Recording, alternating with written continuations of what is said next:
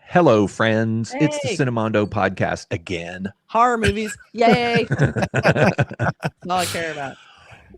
Well, what do we have today? Well, this is this Irish director, Lee Cronin, who did Evil Dead Rise a couple of years ago. He really kind of So good. got into the Evil Dead franchise by filming shot entirely in and set entirely in an old apartment building. And before that, he did what I thought was a really great low budget Irish film called the Hole in the Ground. And it was about this little boy that sort of took off from his mother in the woods and went into this hole and kind of came out as a different boy, almost kind of Pet Sematary-ish. Oh. And I remember it was just creepy and weird, and how the mother deals with her little boy that's somehow off. A changeling. It was nice. And so he's now come up with Lee Cronin's The Mummy. So he's come up with his own take on the classic mummy monster. No relation to Universal Mummy. I mean, it's not like the Universal Monsterverse, huh? And it's interesting. No. I remember thinking that's weird they can call it The Mummy, but then discovered you cannot really copyright movie titles, so they can do that. So he put his name like John Carpenter, used to do. It's produced by James Wan and Jason Blum of Blumhouse. So you have those sort of people, and it stars Jack Reiner, who, if you remember, Jack Reiner, Irish actor who was one of the leads in Midsommar. If you remember when? Yes, the bear. Oh, yeah. The bear. He plays the dad, and so it's comes out, April 17th. So kind of a spring release. I did see too that Jason Blum is now getting into. He wants to do a whole new IP of just under $1 million horror movies. And what's great about that, not only will he make a shitload of money, he'll probably be more likely to give new filmmakers a shot. Yeah. Smaller films so you can put out because horror movies do really. I think they almost do better with lower budgets. I agree. I think so. 100%. Yeah. So you don't need all the flourishes. You don't need the flourishes and special effects. You can scare people by not putting a lot of that stuff in and just being something weird that scares you. The story, it's the screenplay, it's a script. This script doesn't cost any more to produce than that script. A classic, whoever, wrote the greatest scripts of all time spent exactly the same amount of money on paper and typing time that the person who wrote a terrible script did. So it's all about the script. It's about the script. And also Blumhouse paid a shitload of money to get the rights to The Exorcist to do their version of it. And it did not do well. It was not right. Good. So they went, okay, we're not doing that. We don't need to do that. Like they can take small horror movies and make tons of money. They don't need the big, and The Exorcist is almost impossible. Like let Mike Flanagan do that with whoever, Netflix or whatever he's doing. He's got something going on. I let the big budget people have it. But in the meantime, I love that he is devoted to making horror movies and doing more and more of them. So that's why I always love Jason Blum, because he's trying. And he's the one that kind of almost in a way made this a thing where when he brought out, Paranormal and all that, it's like he started that tiny low budget horror movies become huge hits. So that's sort of his idea in a weird way.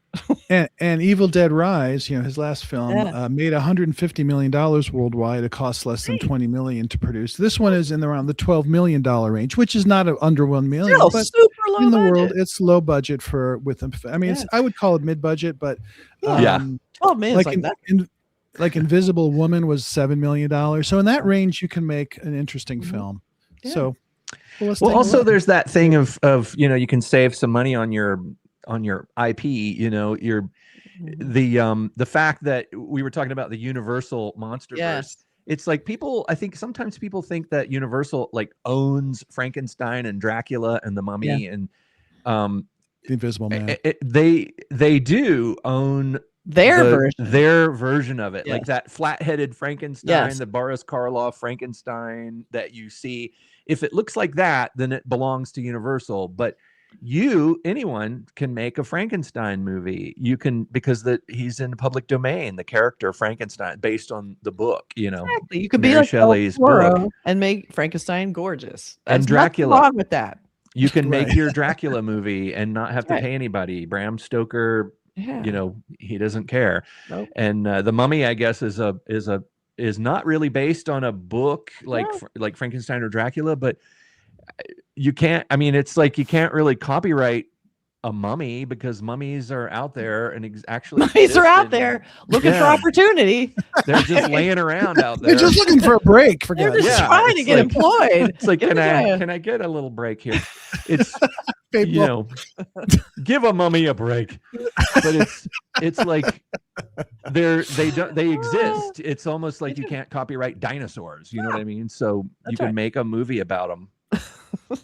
So I'm very interested in seeing what this is going to be, because it'll be a low budget kind of modern day kind of mummy idea. So it's sort of what happened to Katie is kind of the tagline, which is super creepy sounding. So it has to do with a woman or a little girl, I think. So it's a little girl, and it was filmed in Ireland and Spain only. So kind of filmed overseas. Nice. I love seeing what people do with a character that we've seen before. There's like the Hammer mummy movies and the all kinds of stuff that we've seen. It's like, is this going to be a new kind of mummy? Whole new mummy? We need a new mummy.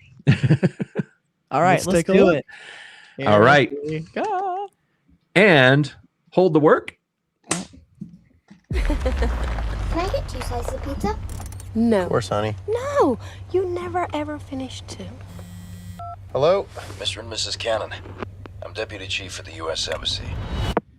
Your daughter Katie has been found. She's alive. Just gave me chills. She's alive. Oh shit. Sort of. It's very important you fully prepare yourself for what you're about to see. Oh, I like how they have it on the door. That's pretty nice. No sudden moves. No loud noises. Oh, this doesn't look good. Hey, butterfly. It's Mom and Dad. Yeah, we are here. Oh, here. Scary. She's been missing for 8 years. What was our daughter doing in a 3,000-year-old sarcophagus? She just needs our care and lots of love. Oh, fuck. How many others were found? Oh, shit. 57. 57. How many of them were still alive? What happened to Katie? What really happened to her?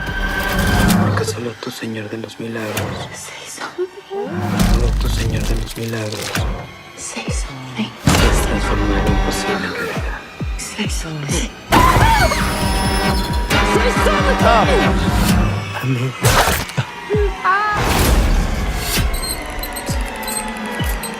Say something. Don't worry, Grandma. It's fun to be dead.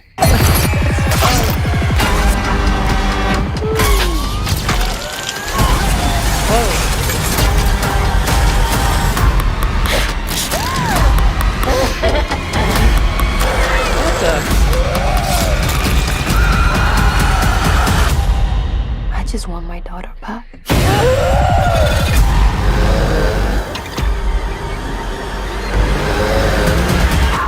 wow. Yikes. Okay, that was a lot. I know, it was like a lot. It was almost too much. They put too much in there. Too much, but think, I still loved what I saw. I have to say, I think that looked really good. I like the idea of the little idea that gets bigger and bigger. Like, it's the thing, your daughter's missing, which is bad enough. Then, oh, we found your daughter. Oh, that's scary. Oh, she's not quite the same as she used to be. Oh, then it gets worse and worse. Then, 57 were actually missing. And then it's like, I like how it built. And the idea of, I think there's something really cool about the idea that here's someone you loved and they came back and they're different. Like you were talking about Pet Sematary. And then you're like, how can I keep loving this? This isn't my daughter anymore. Like, what she is just needs this? our attention and our just love. we can bring it out of her. Maybe they can. I mean, maybe it is about that. I don't know. Like, but I don't. I mean, like it's the one thing that comes in my head is I love all of that. But like, if you saw your daughter or son, would you say, okay, we got to bring her home, or would you say maybe keep her in an institution and she needs to be under observation. She needs to be helped. Yeah. And we can't deal with this at home. This is like not something a regular family. It's not. This is something you can't bring into your regular home. especially when this you have is something another much bigger daughter. than that. Yeah. Yeah, unless there's something with the parents that's a secret to the story. Like maybe there's something else there that maybe one of the parents knows. There's who knows what the story is. We just look at the trailer. It's just an observation. Like I don't know if I'd necessarily bring my kid home if they looked like that and acted like that. Yeah. I mean, maybe they feel like she needs the family love and the family unit to bring her back, like to have her in institution. She's still away from you and she's not feeling the love. Right. She's being monitored, but still. It's also a bit like The Exorcist, where you have a child, a young girl who is somehow not the same as she was, and the family is trying to deal with it, because in The Exorcist, that little girl stayed in the house, That's true. But they did Good take point. her through a whole lot of hospital stuff in The Exorcist, and maybe that happens in this, and maybe the doctors basically do the same thing, and they do X-rays and whatnot, and say, we can't find anything wrong with her, or maybe they don't or something. I don't know. But is she in fact dead and came back to life? Is there a supernatural element to this that like Pet Sematary, where she died and was buried, and for how many years did they say? Or I don't think it's said, but they said it. Yeah, I don't know, but they said 3,000-year-old sarcophagus. Why was she in that? Something about that sarcophagus reanimates mummies, reanimates dead people. Maybe and she who died took her and put her in there, like ancient Egyptian cult or something. He's a really good director. I like his movies. I like some of the shots, like that shot where she's kind of crawling at the end. That looked really good to me. I like when the wheelchair. That's very much like The Changeling. The Changeling, we were just talking about that. That's a nod to The Changeling. So I'm excited to see it because I trust this director to bring something interesting and good to this. So I think they showed way too much, but that's okay. Yeah, that's okay. Speaking of The Changeling, we were talking about the idea of The Changeling with that movie that you mentioned, the hole. What is it called? The Hole in the Ground. The Hole in the Ground. Yeah, and the idea of the Pet Sematary idea, and it's something that I think is pretty chilling. Someone you love, your daughter, you love her, and what would you do, or what would you deal with in order to have her appearing to be back? I think most people would probably do anything, and that is the horror of this kind of horror, Yeah. Okay, so I'm looking at Wiki, and they say the daughter suddenly reappears 8 years later. 8 years. That's what I thought. It was like 8 years, but she still looks the same age, wouldn't she be? But she's been, a she's mummy. been mummified, so it basically, she's been like. I mean, I've been a mummy the whole time. All right. But how am I supposed to get along with mummy? Like, come on.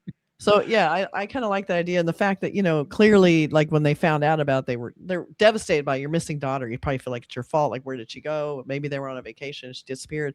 So you would give anything to have her back in your house. Like, well, at the beginning of the trailer, it was interesting. There, it seemed like they're just a normal family. It's like, I want 2 pieces of pizza. Just trying to move like, along. You never eat 2, and it's like it's been so long they've moved on, right? Barely moved on. Probably just trying to be normal. It looked like to me, like just 8 years is it's still going to be that it's going to be with you forever. But you'll never. But after 8 years, you're living with it, and and their you new have another daughter. You have the other daughter who never met the first daughter, maybe, and that kind of thing. That's that's a really interesting story right there.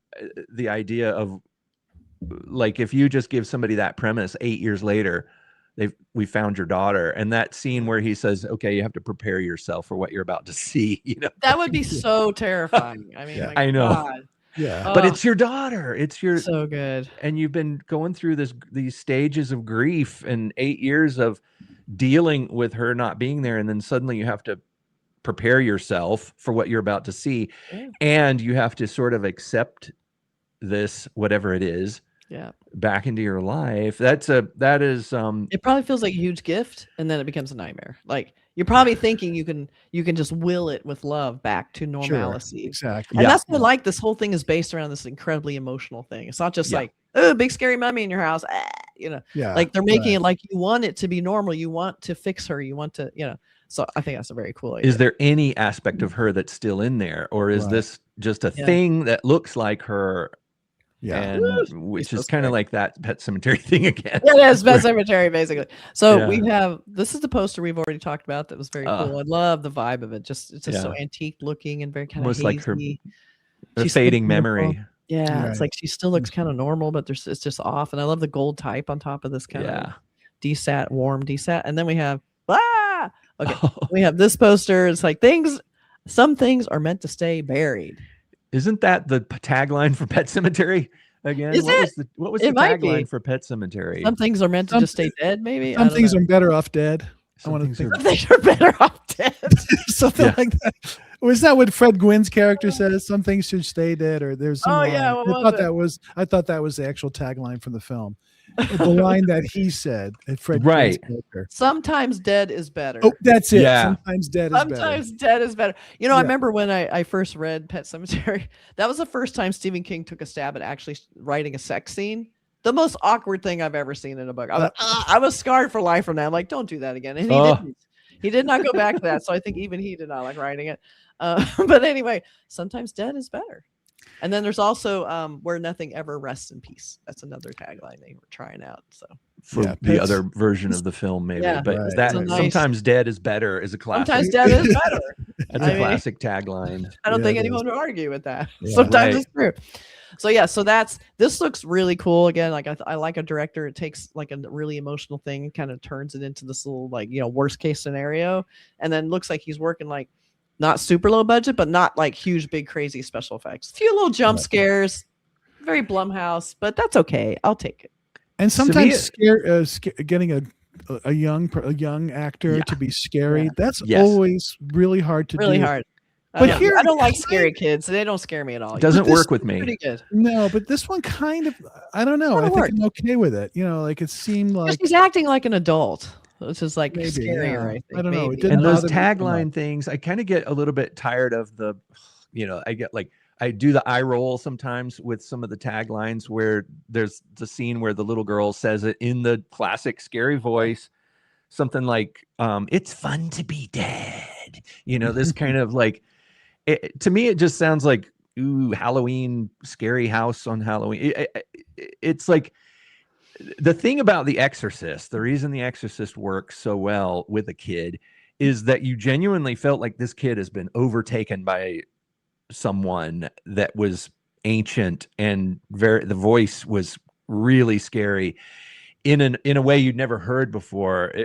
She wasn't, I don't know. It's hard to explain, but for me, sometimes the attempt to make a scary child or a scary character with those kind of tropey voices and the tagline kind of thing, like it's fun to be dead.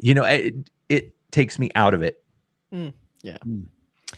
But she's not possessed though. She's just been resurrected. So that's something else going on, I guess. Yeah, I don't know. Or maybe she is resurrected, partly resurrected as an ancient Egyptian princess ancient or something. Egyptian thing. That would be cool, actually. I like that.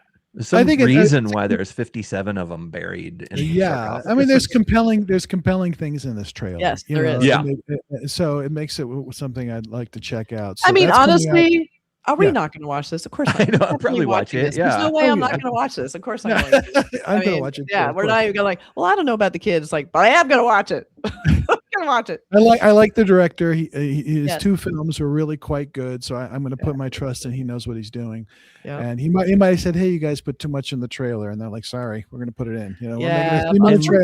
I think sometimes those too much trailers work for people. I don't like them particularly because I feel like I feel like I've seen the movie. Less is more in the trailer. It's almost like we need more. We need more. And then they're like, nah, maybe it's too much. And even less is more in the film itself with me. I feel like, too much set pieces and special effects and the mouth open with the gunk flying out of the mouth going into some other person's mouth I've seen that so many times and that style of makeup effect that you see and the sclera lenses and all that. And it would be interesting to see something new and different with a scary child. And to be fair, some of my favorite horror films do have a unusual child, Hereditary, Exorcist, obviously, The Omen, The Shining, The Shining, and then things like Child's Play has a great kid in it. Child's Play, yeah. The Innocents. And we can go back and this.